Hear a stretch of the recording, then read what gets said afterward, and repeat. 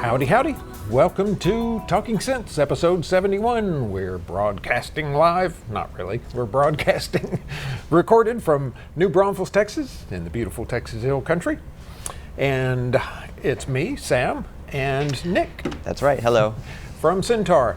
And we're going to talk about ground and stuff today. You're grounded. Yes. But first, we're going to lead into the discussion because we have this gorgeous thing in front of us, a Yamaha DX1.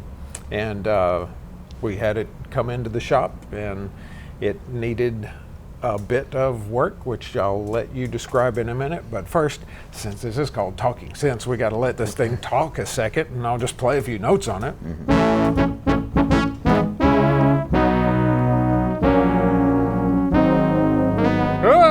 Play the right notes.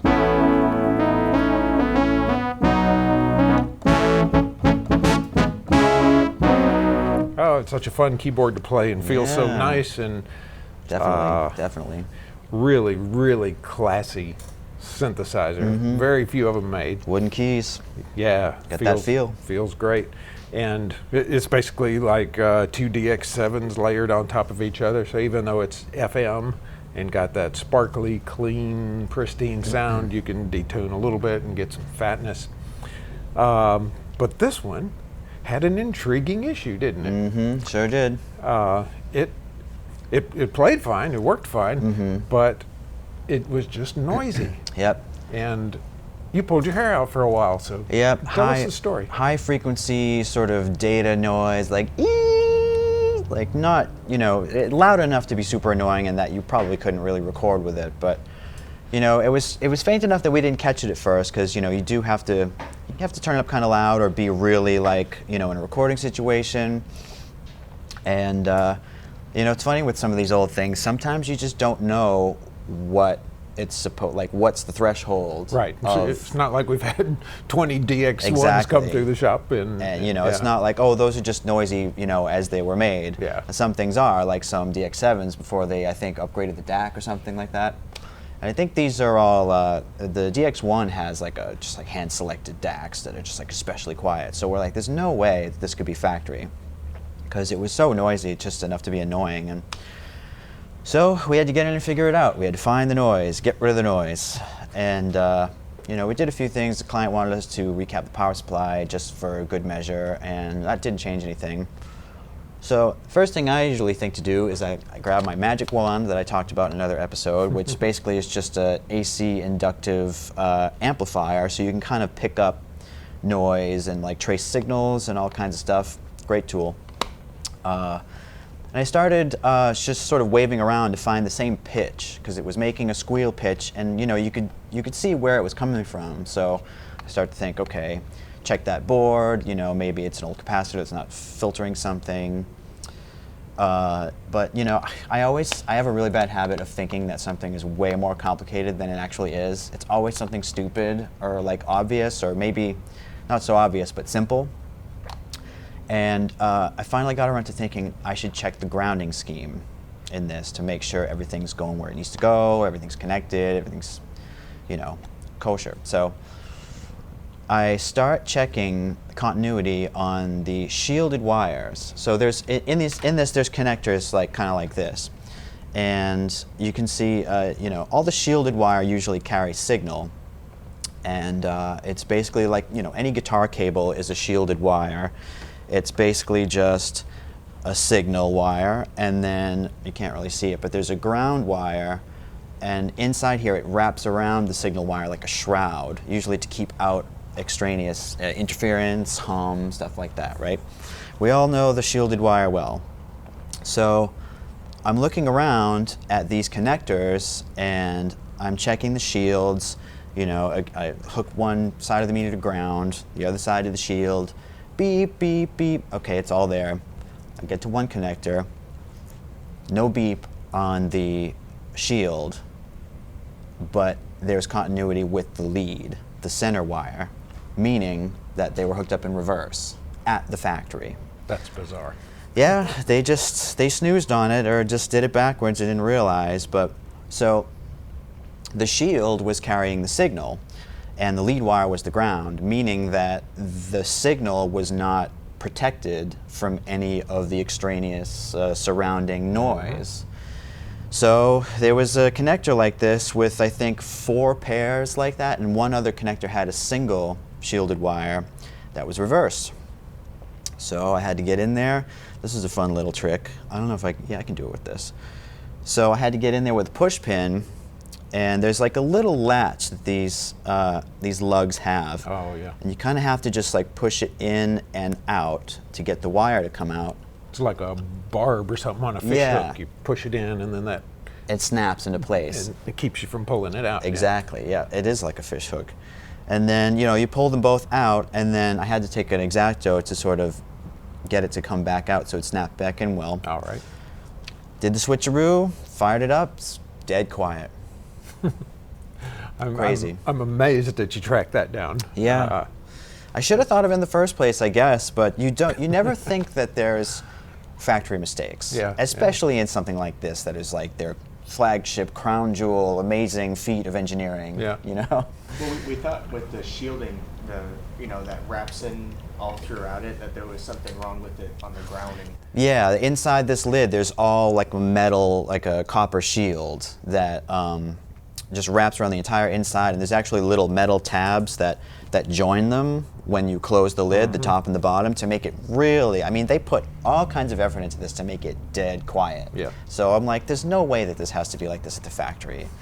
So yeah, we went around and tried to figure it out for a while, and bad shielding. Wow. That's crazy. Isn't it crazy? And the wiring, like you're talking, is basically an antenna, right? If it's not shielded. It behaved like one, yeah, because it's just a regular wire essentially. But it needs to be a shielded wire. That's why they have shielded wires to shield, the signal, because it will pick up interference. I'm going around like, you can even. It sounded like that. I think you're getting a call on that. Right? But like right out of the speaker, you could hear, and we could tell it's kind of from the display. It had just a certain whine, like an electronic whine to it. So tracked it down. Now it's gone. Yeah, and so the display or whatever kind of has an inherent noise to it. Mm-hmm.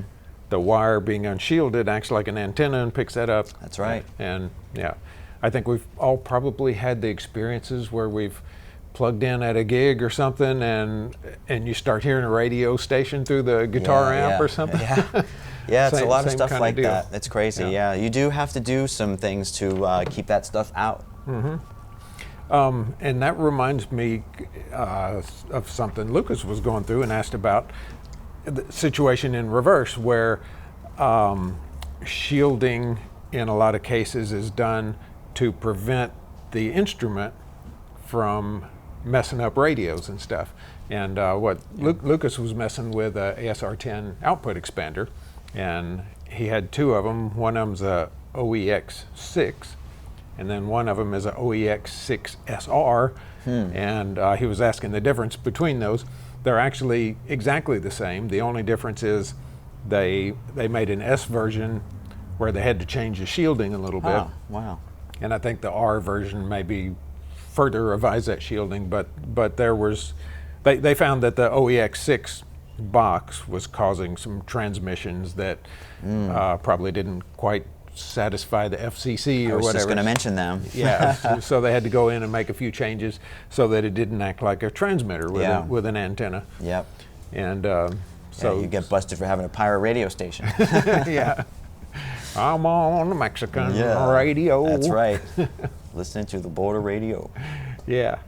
So yeah, there are lots of things that can make noises like that and cause extraneous noises. And one thing I was thinking of talking about was grounding, because that leads a lot to it. And to start off with, it's funny to say ground when you're talking electric stuff, because when most people say ground, they're talking about dirt outside. Yep.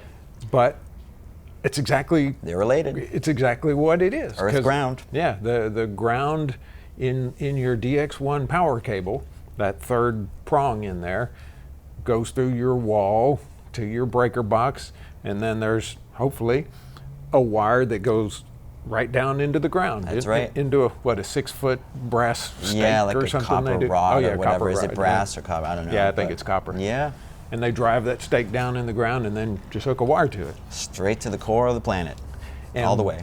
And all the way down to the molten core. Yeah, that's right. And what that does is that's a measure of physical protection. If something shorts out in your DX1, say, and you have electricity somehow run into the metal panel, you don't want to grab that panel and Yeah. and so what happens, if I'm getting this right, is the ground wire is actually physically connected to the panel, the metal panel, and all the metal chassis parts. And then if something does go wrong, that siphons that electricity off and sends it to the core of the earth. Yep, path of least resistance. Yes. So Oh, yeah. yeah, so I could, if that path weren't there, if that ground wire weren't there, It would want to find its way through you if you To touch the ground. Yeah. If Yeah. you're like walking around on your cement floor and it's wet and you got no shoes on. Yeah. So then that electricity is going to want me to be the ground wire. It's going to go up through my fingers, through my heart, down to my shoes or down to my bare feet, into the earth, and that's Yeah. when you could get electrocuted. So Yep. those ground wires are a wonderful thing. Got to have them. But sometimes they mess with you, and you plug in all your studio stuff and you get everything ready and you're ready to make that hit record, and then you switch into record and you hear a Yeah. 60 hertz hum or something. Yeah. What's going on there, do you think? Well, that can often be a bad connection, a bad ground connection, or, you know, if you hear a power supply hum, a lot of times, especially if it's an old piece of gear, your filter capacitors in your power supply, once those start to age, they don't filter the power supply as much, and that's what blocks that kind of hum. So definitely old caps, especially in like old guitar amps. You see that a lot in like, you know, an old Fender guitar amp, you know. You see old capacitors and you hear that hum, and that's what gets rid of it and tightens up the sound a bit. Yeah, it is mostly guitar players that make that noise. Yeah, it's true. And yeah, I was going to mention all this. Like this, there are a lot of ground situations in guitar playing. You know, you actually have. Some people don't know this. Like when you touch your strings, that's what grounds it. And when you're not touching them, it hums. Especially with single coil pickups, because there's no sort of hum cancellation or hum bucking. And then yeah, I mean, old Fender amps before they did 3-prong plugs, they had a polarity switch. That was the other thing. Remember back in the day, like if your radio hums, you just flip the cable. Now that brings up something that has perplexed me for years and always makes me angry at Christmas time. Yeah. And that is, you got your Christmas lights, Yeah. and they have a polarized plug on them. Yeah. And you try to plug them into that extension cord, which doesn't have a fat enough thing on one side, and you pull your hair out, and it's just, why? Yeah. Who cares if a light bulb is hooked up backwards? I know, it's crazy. Who came up with that? I mean, Who knows? is there any reason behind that I'm missing? Sociopaths. I get mad every Christmas when I'm trying to plug in all that funny. stuff. Because you know, some of them have a really fat Yeah, I know. leg of the 2-prong plug. They do. And it's polarized is what that's called. And then you have these extension cords or the other Christmas lights, and then the slot is not fat I enough. know. And It's crazy. I just get in there with a file. And Yeah. I think it's probably because the modern ones are fused. You know, they have like the big fat plug, there's Right, a fuse in there, so they probably want, you know, to go that direction first rather than the other way around, maybe. I'm guessing. I don't know. Yeah. Now, a lot of times you can get buzz, and it's from a voltage differential, isn't it? Like one, how does this work? Because you can measure, you can have a little bit of voltage on the ground, is that right? Ground compared to neutral or something? And then if that's different on I don't know if I've two ever pieces of experienced gear, this. yeah, I'm not sure of the exact situation, but so there are grounding schemes in the studio that you want to adhere to, like if everything shared the same ground, And I guess they call that a star ground pattern, Yeah, yeah. to where you have a central ground and everything should Yeah, that's the way to go. that. Yeah, because otherwise you make loops, Right, ground right. loops. Yeah. And sometimes that can happen with like a MIDI cable or something, right? Really? Yeah, I Oh think wow. so. Crazy. Like Do they have ground lift adapters like they do with plugs for MIDI cables? I've not seen that, but I think if a MIDI cable is correctly wired, well, maybe this applies to other things as well, that the shielded, the shield you were talking about around the cable Yeah. is connected at one end but not the other. That's right. Yeah, there's some debate on whether or not that's necessary, but yeah, I think you can create loops if you connect them on both sides, Right. and that's why sometimes they don't connect one end. Yeah. Usually, like reverb tanks are only connected on one end. Ah. That's a shielded cable. You definitely need one there, but Yeah. most of the time those are only connected on one end. I bet it would. I mean, it is a loop. What about USB? I don't know. I've never cracked one open. Because I had an issue with the USB causing issues like that, and I switched it out, and it went away. Interesting. And it wasn't allowing me to send MIDI data when Huh. it was plugged in. Yeah, probably Yeah. a faulty wire inside it or something, or connector. I'm too old for USB. I don't use anything newer than MIDI. Yeah. I don't use anything newer than the 60s, so. Let's see. So, ground lift adapters. Yeah. Talk about those a little bit, because sometimes when your guitar amp or your keyboard amp or whatever is making a buzz, you can take one of those ground lift adapters, which basically takes your 3-prong and eliminates the third Yeah. ground prong, and then you plug it in. Yeah. Yeah, that relates again to ground loops. You know, if you are in a situation where, you know, you have grounds in a circular connection, then if you lift one piece, then you can usually like break the loop. Mm-hmm. Yeah. Useful thing to have around. But then, Definitely like a practice space thing, you know, like, 'cause there's always all this crazy stuff hooked up Yeah, in yeah. close proximity, so Yeah. it's a good thing to have around, especially for your like crappy old PA head, you know.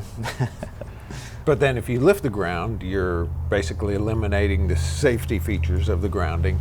Yeah. But probably if you turn it on and hear the buzz, you've touched your equipment and you know that you're not going to get fried. Yeah, I there's guess. all kinds of wacky situations with random old gear. Yeah. I know that people have asked about, they have a complicated system, like I get 10 keyboards in my studio and then the mixer and then the recorder and all this, and I turn it all on and there's a buzz. How do you find out what's buzzing? How do you fix that problem? Yeah. And from what I've experienced in my own endeavors like that, the best way to start tracking that down, well, there's 2 ways. You can unplug one thing at a time until that goes away, or you can go the opposite route and unplug everything and then start plugging it all back Yeah, together yeah. and see where that noise starts coming in. Because it's aggravating, and I know. you know, if you got a DX1 or whatever and it's humming, and I mean, whether it's the DX1 or not, you got all this stuff here and you're ready to create with it, and then you got this annoying noise, and Yeah. it's got to go. Yeah. I don't like noise. It's awful getting hung up on your gear when you're trying to be creative. Oh, God, yeah, Sometimes you don't even get around to being creative because you're just like, I give up. yeah. Which is the great reason to have a studio space where everything's plugged in and you tuned up. You really work through it and get all the Yeah. bugs out of it. Yeah. And then you absolutely. can walk in, flip a switch on, and start making music. It's the best. Yeah. What else do I have on my notes? There is something I've come across that is a hum eliminator. EbTech made that. Are you familiar with that? I was don't think wondering so. actually what it did. I see Lucas grabbing for his phone. He's going to Google it. Yeah, so I guess that's another way to get rid of hum. But I think the real trick in a setup is if you have everything grounded together, and so using a power strip or something where everything has a common ground. I know when I was touring, I had some issues with not so much ground, but bad power and stuff. Yeah. And I got a, who made it? It wasn't Juice Goose. It was the other company that makes that kind of stuff. It's like Furman or something. Yeah, one of those Furman power conditioners. Yeah, exactly that.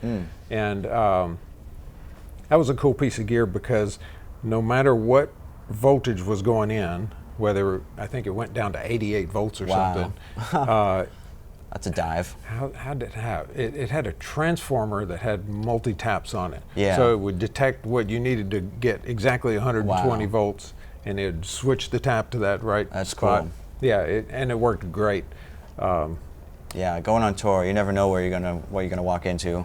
Some Yeah. weird bar and their Oh, God. janky electricity. Yeah, I can't remember what the situation was once, but I plugged in and something fried, and so I tested the outlet, and it like had 220 to one of the legs or something. It was Wow. Oh my it God. was just You had an outlet really bad. tester with you. That's cool. That's a good idea. I think Tour. I had a meter actually with me. Yeah, yeah. But you know they make those. You can get it at Home Depot, a little yellow thing. Yeah, right. That just plugs right into the outlet, and it's got 3 lights on it. And the situation of those 3 lights will tell you, yeah, this is all the way good, Yeah. or there's no ground, Yeah. or your polarized things are reversed. Yeah, yeah. So that might blow your Christmas lights up. So. Totally. Yeah, a lot of places, a lot of houses are wired incorrectly. Yeah, indeed. And so getting that Furman thing really straightened out a lot of problems. But one thing it did do too is all the gear in my rig was kind of snaked together, Yeah. all plugged right into there. So you do have that common ground, and That's you don't good. have any issues with that. Yeah, it's good to sort that stuff out. Yeah, yeah. Yeah, these plugs and stuff, there has been an evolution. Polarized plugs, having to flip stuff to get rid of hum, having a polarity switch to get rid of hum. What's the polarity switch? It takes the negative or the neutral and the hot of the wall outlet and flip it. So you're just hooking it up in reverse. Now, why do new guitar amps not have that? Old guitar amps have it until they started adding the ground wire. And it usually worked. I mean, you plug in, and if it hums, you just press the polarity button and it goes away. But it's funny, there's I kept thinking about this AM radio I rebuilt, and there's an old circuit called series filament where there's no power transformer, and all the tubes are like make up the 120 volts. Like, how you have like a 6L6 or whatever for like a power tube. It's a 6-volt filament, but these are like 35-volt filaments and 20-volt filaments and whatever. They add up to 120. So there's no Wow, power crazy. transformer, so it's really dangerous. And some of these old things had something called a hot chassis, where if you plug it in the wrong way, or actually if it's wired just the way they were, you could take a meter, one end to ground, one end to like a screw on the bottom of the cage, and you have 120 AC volts just right on your like table radio. Isn't that crazy? So a lot of the times you want to go in and rewire that, because you can put the switch on the hot side rather than it just going right to everything. Yeah. It's crazy. I don't know how they got away with it. Wow. People used to get shocked a bit more back in the day. I guess that's what brought on UL, Underwriter Labs, Yeah. and all that. Yep. So, which is Get that ground wire in there. yeah, which is a great thing to keep us from getting electrocuted. Yeah. But as I guess Carlos and I've said, it's a double-edged sword too, because if you're a small boutique synth manufacturer and you come up with something great and you think you want to put it out there and market it, Costs a lot of money. well, you Yeah. can't. If it plugs into the wall, you got to get approval from Underwriters Labs. Certification, yeah. Yeah, and so you got to put that sticker on there, and in order to put that sticker on there, they have to test it, and in order for them to test it, you have to send it in, and you got to get in line, and you got to pay them, and Yeah. it's It's probably a few grand, isn't it? yeah. Yeah. So it's expensive. It takes a long time, and while you're spending all that money and waiting, all your competitors are rushing ahead and Yeah. making something new and wonderful. So Yeah, bring something to market. yeah, and you got to bring it fast, or Yeah. man, when it's a competitive market and fast moving like the synthesizer world is these days. So It's crazy. yeah. Well, I guess with that, we're ready to wrap up, and Turn up that modulation wheel. we're modulating too much.